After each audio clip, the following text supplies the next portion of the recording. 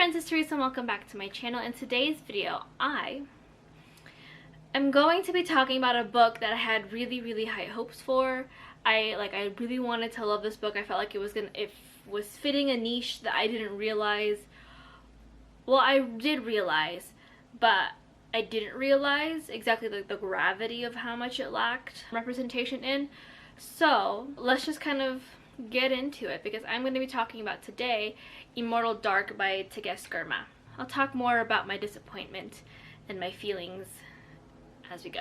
Before I get into the nitty-gritty of this video, if you have read this book, let me know in the comments down below. If you have read any books with black vampires, let me know in the comments down below. Like I said in the beginning, I knew this specific niche inside this niche of a genre already was very much lacking in black and brown representation, but I didn't realize the gravity of how much until I looked up. I was like, okay, well, you know, maybe it's just this one book. I can find other books with black vampires written by black authors that I will really enjoy. And I looked it up and it was on Goodreads, and Goodreads had a list of like 17 books. This being one of these books. Do you know more books that aren't on Goodreads, on that specific Goodreads list? Let me know so I can read them, because I would really love to widen but broaden my horizons in a genre of books that I really love, which is vampire. So let me get into the synopsis of the book. I don't think I'll do the synopsis justice, not because I didn't understand it fully, but as I was like writing my notes down, I was like, well, I still feel like this isn't exactly what the book is about. But this is kind of the ballpark that I'm gonna get synopsis of the book. Immortal Dark by Tegeskerma is a YA dark academia novel set in modern day times following young Kadan, who is a twin. She is a twin, and these two twins have been the heir to this kind of, like, I wouldn't say throne, but this ancestral kind of line that kind of works with vampires and keeps them hidden from society and all that stuff. She has been taken away from society and has been raised outside of it for reasons unknown to her and her sister. That is until one day her sister June goes missing. Her sister June's been struggling with a couple things, and she just kind of goes missing.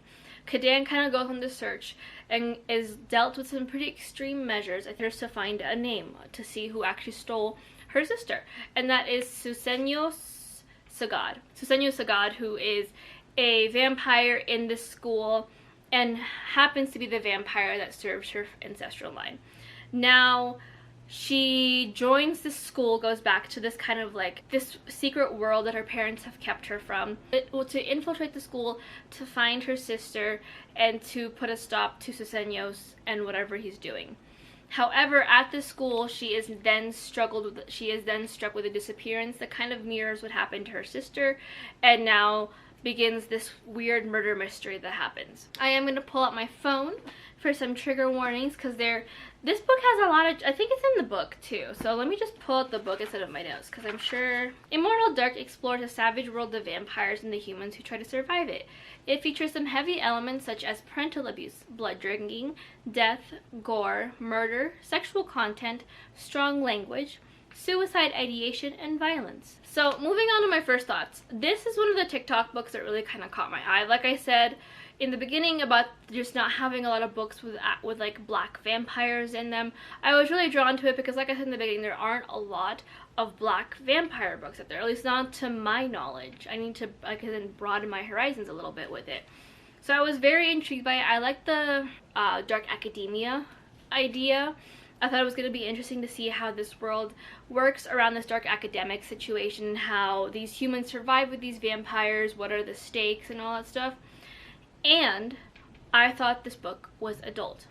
I didn't find out this was YA until I saw someone I follow make a review of this talking about how this should not have been YA. So I really didn't find out this was YA until it was, like, I would say too late to decide not to read the book. I wouldn't say too late, but definitely not, I didn't know, because just judging by the themes of this book and the description, it gave me adult vibes and not YA. Not saying that there's like a distinction between the two. I'll talk more about this in my video, or I guess further in this video. Starting off with the things that I kind of did like about this book. I I had a lot of things I thought was wrong with this book, but there were a couple things I did kind of like. One of them being the lore. I really enjoyed the lore of this world. I liked seeing how the vampires and the humans interacted.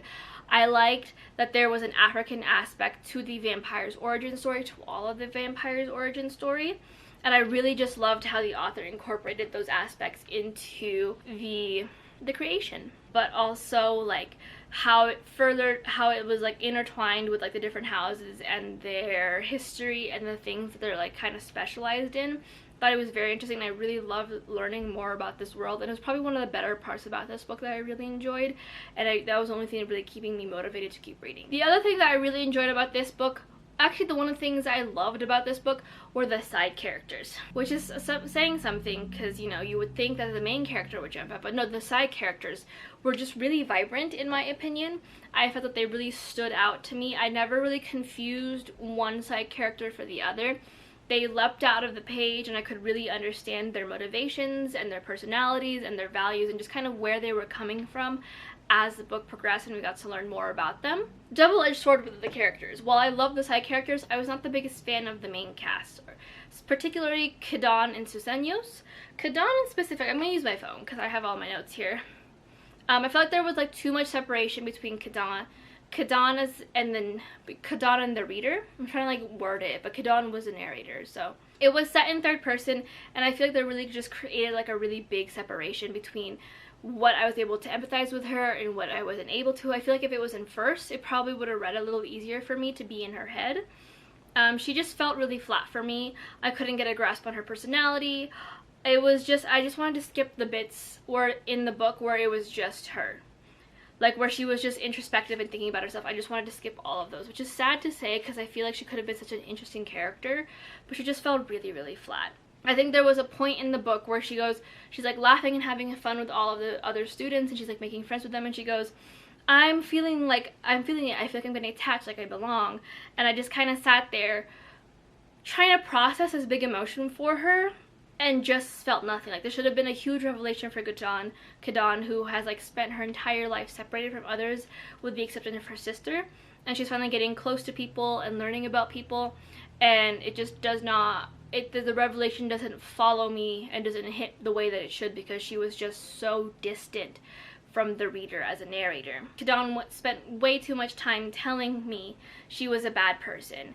Every other line was like, I'm such a terrible person, I'm a monster, I committed a murder, and I'm sitting here like, you're surrounded by literal vampires. Literal vampires. I don't think many people would care if you had murdered someone.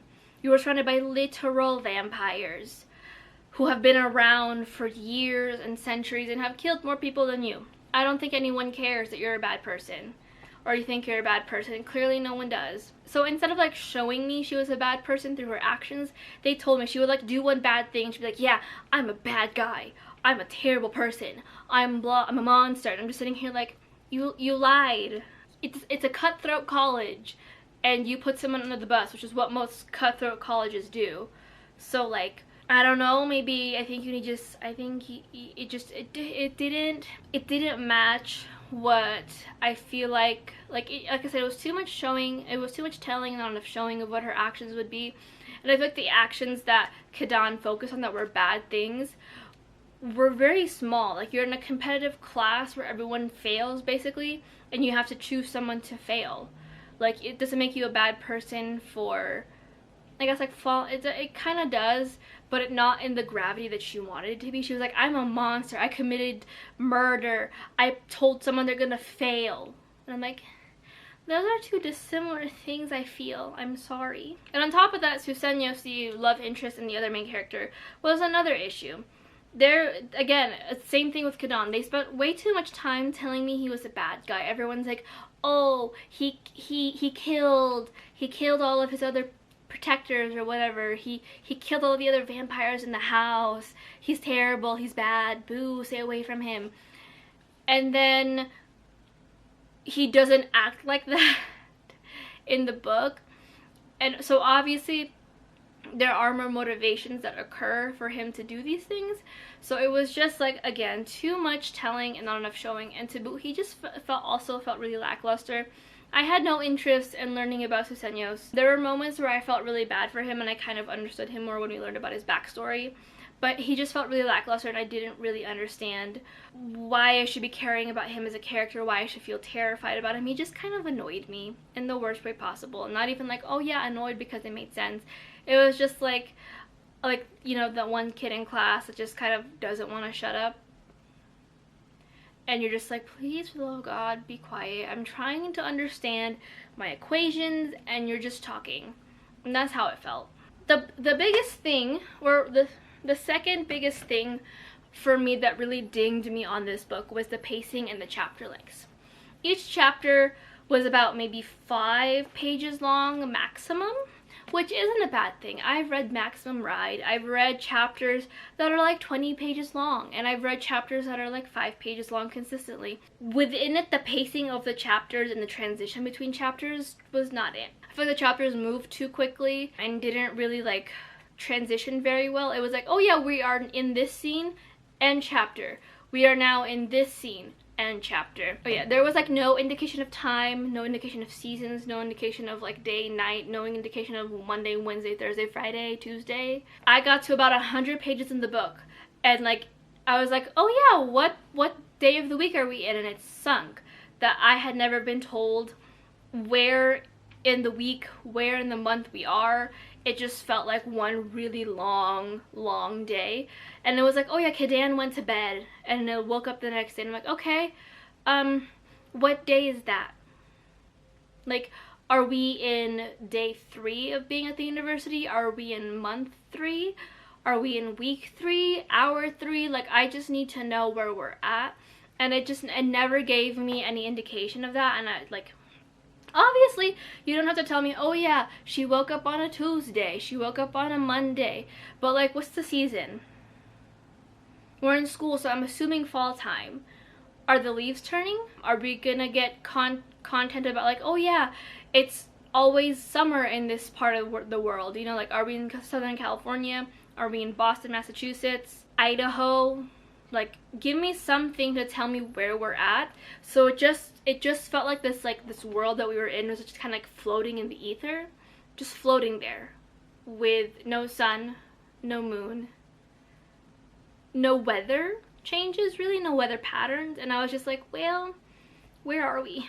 I also feel like the transitions were too sharp. Like, it would be, she would come to her revelation, instead of dwelling on the revelation, we got switched to a completely different scene. Or she would have a moment with Suseños and the chapter would end on like a, okay, deal. And then it would switch to like another completely different scene with no transition. It was a lot of whiplash. And while I don't think it's a bad thing, it definitely wasn't well thought out. Like, obviously, like some things you don't always transition very well into. Like, you don't have to like transition in and out of a scene. But it just felt like we were reading one really long scene broken up into several different chapters when it could have just been one really long chapter. I feel like if you're gonna do shorter chapters, like just coming from someone who's been through her fair share of writing workshops, been through her fair share of reading books and like analyzing text, I feel like if you are gonna do smaller chapters, you have to treat it almost like a short story. Every single word, every single thing you're gonna do within this chapter has to mean something, or else you're just wasting word count. You're just telling me things that aren't necessary and then transitioning me out of the scene as I'm trying to get into it. You need to use the space and use it well, and it was not used well at all. And the last thing that really dinged this book for me, as not just a reader but a reviewer, this book should not have been YA. There are a lot of really dark themes in here. There are some very sexual scenes in here. Not saying that YA can't have sex. Not saying teenagers shouldn't be having sex or figuring out sex, because they will. But I think given the gratuitous nature of the violence, of the sexually explicit actions, of just like the and even some of the wording, this did not read like it would be YA. I think had this been an adult novel and given the page count of an adult novel and given the like trust that authors who write in the adult genre do give their readers who are reading their books, this book would have probably been like a 4 or a 5 for me. But it was YA, and I feel like there were definitely moments where I could almost physically tell that things had to be watered down, or we had to remove certain things because it is for a YA audience.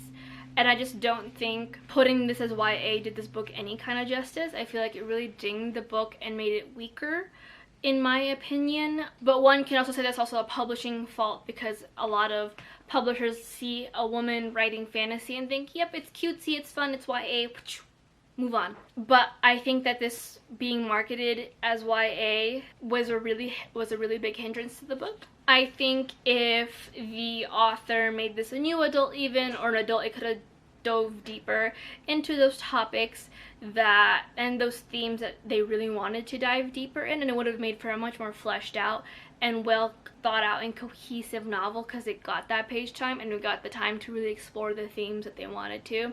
But we didn't, because there were clearly moments, I think, in the book where it just felt like it got watered down, or it felt like there was more and the author wanted more, but obviously because of the audience it couldn't be.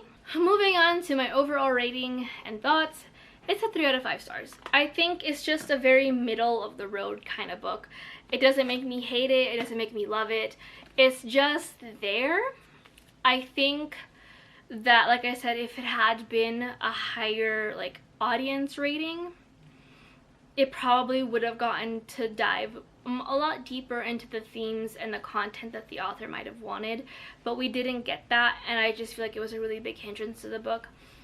A lot of word count was wasted on scenes that seemed very inconsequential in very short chapters, and I just wanted, like, I think if this was also written in first person, I could have really just understood Kadan a lot more, and it wouldn't have felt like she was telling me that she's a terrible person, she's a bad person, she can't connect with people because she has this darkness inside of her. It would have been a lot more not palatable, but like I'd be more empathetic to her. Do I recommend it? I don't know. I had a friend who really loved it. I have people who kind of feel kind of meh about it, but I don't know. That's the thing. I don't know if I would recommend it to you, because I don't think this is meant for a younger YA audience. I think if you are in like the 14-15 stage, steer clear of this book, because it does cover a lot of things that I don't think are not appropriate, but are things that I personally wouldn't want to be reading at 14 or 15. Maybe if you're like on the upper end of YA, probably close to like 17 or 18, I'd be like, yeah, maybe you can pick it up and check it out. But then again, lots of gratuitous like violence, lots of sex scenes that like my mind just glazed over because I do not remember them, or sexual scenes that glazed over. But that is it for my review of Immortal Dark. If you guys had the same thoughts, let me know in the comments down below. But until next time, hit like, subscribe, and comment. And I'll see you guys in my next video. Bye.